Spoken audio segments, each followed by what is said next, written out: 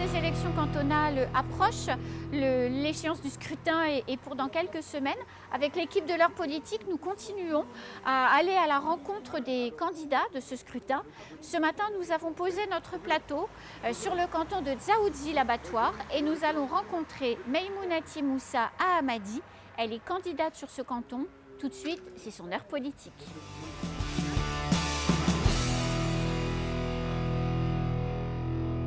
Maïmounati Moussa Ahamadi, bonjour. Bonjour. Bienvenue sur le plateau de l'heure politique. Merci Anne de m'y avoir conviée. Donc vous êtes Maïmounati, candidate sur le canton de Dzaoudzi pour ces cantonales. Exactement. Première candidature? Première candidature en tant que tête de liste, mais déjà conseillère municipale à Dzaoudzi-l'Abattoir. Depuis les élections qui se sont déroulées mars il y a 2020, un an. Voilà, exactement. mars et juin de l'année dernière. Ok. Pourquoi cette candidature? Puisque vous avez des responsabilités, vous êtes patronne de la crèche, vous êtes maman, ça fait beaucoup de choses. Pourquoi cette candidature? Alors on le dit si bien que lorsque l'on veut qu'il y ait un réel changement, il faut à la fois mettre les éléments et le cadrage nécessaires pour y arriver. Et il était temps, en tout cas il est temps aujourd'hui, qu'on passe dans une transition politique nous permettant de le faire. Et on n'est jamais mieux servi que par soi-même, comme on le dit souvent.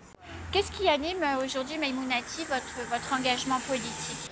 Alors mon engagement repose sur deux choses. Oui. La première des choses, c'est de faire en sorte de mettre les conditions nécessaires pour permettre un réel changement politique, c'est-à-dire de mettre le cadrage nécessaire pour y arriver. De transformer Mayotte. De transformer Mayotte et d'être dans une réelle transition politique au sein de notre territoire. Et vous pensez qu'un mandat au conseil départemental, c'est 6 ans. Vous pensez qu'en 6 ans, on peut changer les choses? En 6 ans, on ne pourra pas changer tout Mayotte. Oui. Mais à minima, il y aura des choses qui seront visibles et des choses qui montreront à tous les Mahorais qu'on a agi à la fois à moyen terme et qu'on a également mis les situations et les conditions nécessaires pour permettre d'agir à long terme. Alors quand on a préparé cette émission, vous avez beaucoup insisté sur la jeunesse de Mayotte et sur l'importance de pouvoir transformer Mayotte pour toute cette jeunesse. C'est important parce qu'aujourd'hui, on voit que nos jeunes ne choisissent pas Mayotte, mais vivent Mayotte par dépit. Et ils choisissent des territoires, que ce soit ultramarins comme la Réunion ou encore des zones d'autres départements en France métropolitaine. Ce n'est pas ça l'avenir de Mayotte. L'avenir de Mayotte, c'est de donner à chaque individu, à chaque concitoyen, le droit et l'envie de rester sur son territoire. S'il a envie de faire des études parce que ces études ne sont pas sur place et qui sont très spécifiques, par exemple être pilote d'avion, on le sait très bien qu'il faut qu'il aille dans une école spécifique en métropole. Mais pour le reste, donnons le choix à notre jeunesse. Permettons-leur d'apprécier leur territoire, de ne pas avoir honte de leur territoire, mais de se dire j'ai le choix et mon choix, c'est de vivre à Mayotte et c'est de faire avancer notre île parce qu'ils sont notre investissement de demain. Alors ce sens qui est profond, puisque vous me l'avez répété à plusieurs reprises quand on a préparé l'émission, il vous vient de votre maman, je crois. Oui, alors ma maman a toujours été une femme à la fois inspirante, dynamique et qui a toujours voulu valoriser ses enfants. Et ça, c'est quelque chose que j'apprécie énormément, je leur remercierai jamais assez. Elle m'a appris à lire et à écrire alors qu'elle ne savait ni lire ni écrire, pour vous dire, parce qu'elle a fait l'effort de faire les anciennes écoles auparavant qu'on appelait PPF. Donc elle a fait l'effort d'y aller, elle a fait l'effort de travailler pour montrer qu'une femme doit travailler, doit être autonome et doit en réalité juste véhiculer ce que l'on nous a toujours véhiculé jusqu'à maintenant. C'est-à-dire qu'on nous dit qu'on est une société matriarcale, mais on doit le montrer. Et le montrer, c'est à la fois avoir une valeur citoyenne de la femme, parce que la femme, elle est très engagée politiquement, même si elle ne se met pas en avant. Mais la réalité, c'est qu'elle est ancrée en réalité dans la société mahoraise. Et en même temps, elle nous a appris de continuer le combat de sa maman, Rokia El Combo, qui était également une chatouilleuse qui s'est battue pour Mayotte française. Et donc ce combat de votre maman pour vous, avec vos frères et sœurs, il a commencé tôt parce que vous êtes partis tôt en fait de Mayotte avant d'y revenir. Très tôt, il a commencé, c'est vrai. Je suis partie de Mayotte à l'âge de 9 ans. J'ai fait ma maternelle à Daoudi l'abattoir chez Makoukouni. Et puis j'ai fait mon école élémentaire à Pamandzi. Donc la petite terre, c'est vraiment mon territoire. Et puis par la suite, donc, je suis partie en métropole. Avec votre maman? Avec ma maman et mes frères et sœurs. Mais par contre, on avait une seule règle. C'est que Mayotte ne pourra se développer qu'à travers notre génération et les autres à venir. Donc, elle a fait le sacrifice comme toutes les mamans de partir. Par contre, elle nous a inculqué une seule valeur, c'est qu'il faut revenir chez soi. Parce que tous les autres territoires où on est déjà, se sont déjà développés. Mais c'est à nous aujourd'hui de faire Mayotte, d'agir pour Mayotte. Et d'ailleurs, aujourd'hui, avec vos frères et sœurs, vous êtes tous revenus et elle est encore en métropole. Et elle est là, elle fait certes on va dire des allers et retours, mais toutefois, elle est là pourquoi? Parce qu'elle a vu le combat qui est le mien aujourd'hui de m'engager politiquement. Et pour cela, elle s'est dit, bon, ben, il est temps que j'arrive sur ce territoire et que je voie qu'est-ce que j'ai investi en mes enfants. Et je pense que beaucoup de mamans aussi sont dans ce sens-là et qui aujourd'hui sont fiers de voir des hommes engagés dans le combat qui a été les leurs et en même temps engagés pour le réel changement de Mayotte. Moi, j'ai juste envie de poser une question. Et si on changeait vraiment? Cet appel au changement, à la mobilisation de toute la population sur on ne vote pas parce que je connais le cousin et la cousine, mais on vote parce qu'il y a un réel projet qui va nous permettre d'avancer. Il est temps qu'on fasse un bilan sur soi, que l'on fasse un bilan sur qu'est-ce que la politique engagée à Mayotte depuis ces 10 dernières années a fait pour soi-même, pour notre entourage, pour nos enfants et pour la vie quotidienne. Quel est le cadre de vie que l'on a aujourd'hui?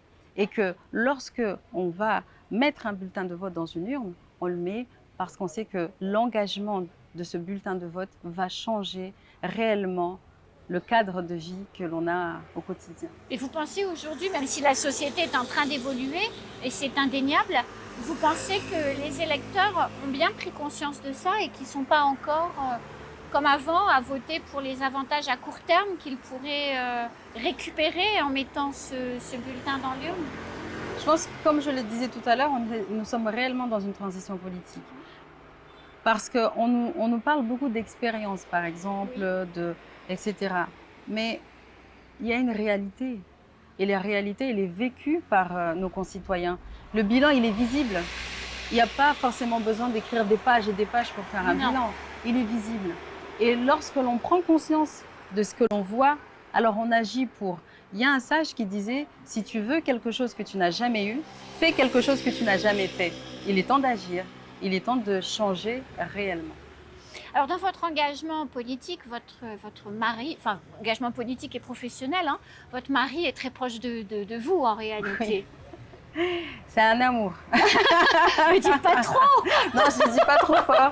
Mais on va dire c'est mon moteur d'engagement dans la politique. C'est parce qu'il a vu ce que je faisais au quotidien, c'est parce qu'il voyait les rouages que j'avais, tous les blocages qui faisaient que mon action ne pouvait pas aboutir sur certains points. Parce qu'en tant que concitoyenne, j'ai fait en sorte d'agir selon le niveau que j'avais, même si je n'étais pas encore politique. Et là, il s'est rendu compte que non, il y a quelque chose qui manque. Et ce manque, c'est un engagement réel pour avoir... voilà, la boucle est bouclée maintenant. J'agis à la fois en tant que femme politique, mais également avec un engagement fort, autant dans la vie quotidienne, mais également au sein de mon travail. Alors, du courage, vous n'en manquez pas, parce que quand vous êtes venu prendre votre premier poste à Mayotte, vous êtes arrivé, vous me disiez, avec vos 25 kilos d'un Austral et votre bébé qui était tout frais, il avait 5 mois.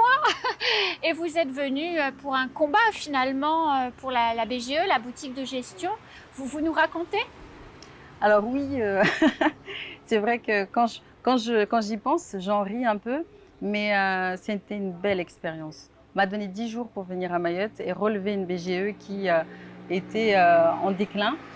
Et en 3 années... Alors pour ceux qui ne savent pas, la BGE, c'est la boutique de gestion qui accompagne en fait avec plein d'outils et de mécanismes et de formations et d'experts qui accompagnent les chefs d'entreprise à créer leur entreprise. Et surtout à développer leur entreprise. On a plusieurs exemples des entreprises que l'on a aidées à se développer, notamment par exemple ici le Péché Gourmand, pour ne citer que cette boulangerie emblématique de Dzaoudzi l'Abattoir. Quand je suis arrivée, on m'a donné 10 jours pour arriver à Mayotte. Donc j'étais avec mon bébé et un sac de 25 kg d'air austral. Mais ce sont 10 jours qui m'ont permis de faire une stratégie complète pour le développement d'une structure qui était quasi mourante. En 10 jours, je me suis dit, il faut absolument que la BGE ait un autre dynamisme. Justement, ça tombe bien parce que la personne qui était là auparavant était un directeur qui avait la soixantaine en âge. Et moi, je suis arrivée, j'avais 25 ans. Et à 25 ans, j'ai fait en sorte qu'en 3 ans, la structure passe d'un budget de 200 000 € à 1,5 million. Que l'on passe de 4 salariés à 16 salariés. Et que l'on développe des outils beaucoup plus en phase avec Mayotte, en phase avec les besoins. Voilà, parce que nos enjeux sont différents des BGE qui sont à Paris, par exemple, etc. Donc, c'est des choses que j'ai pu voir en moins de 3 ans, alors qu'en 10 années que l'ancien directeur était là, les changements s'opéraient un petit peu. Comme quoi, de temps à autre, il faut un réel dynamisme de la jeunesse pour basculer vers un vrai changement. Alors, ce dynamisme-là, vous l'avez. Donc vous avez presque tout pour réussir en réalité. Il vous manque juste le scrutin qui va arriver dans quelques semaines. Votre campagne sur le terrain, ça se passe bien? Ça se passe très bien. On se rend compte que la population à qui on a invité à participer à ce changement parle beaucoup plus, y adhère, nous donne justement leur vision de Dzaoudzi l'Abattoir, leur vision de Mayotte. Et c'est ce que l'on inscrit sur notre programme. Parce qu'on aurait pu se dire, on fait un programme et puis on vous l'impose. Oui. Là, on s'est dit, on part sur le terrain, on part vers nos concitoyens, voir les problématiques. Et puis chaque année, avec Omar, on fera un bilan complet de toutes les mesures que l'on mettra en place et qui permettront aux habitants de Dzaoudzi l'Abattoir et de Mayotte de voir qu'est-ce qui a réellement été fait et quel est ce vrai changement que l'on parle dès le départ, ce réel changement que l'on veut pour Mayotte, il en est où? Et ça, c'est ce que l'on trouve intéressant dans notre démarche et dans notre façon de voir le développement de Mayotte et de Dzaoudzi l'Abattoir. Écoutez, je n'ai plus qu'à vous souhaiter bonne chance. Merci. Pour le scrutin du 20 et du 27.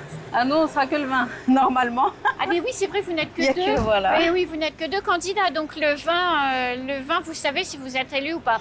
Et on espère être élu.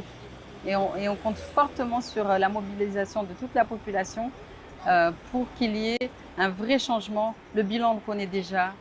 Agissez pour Dzaoudzi l'Abattoir et agissez pour Mayotte. Alors à très bientôt. À très bientôt Anne, merci beaucoup. On se retrouve, nous, très vite sur le plateau de l'heure politique pour un prochain portrait. Bonne journée.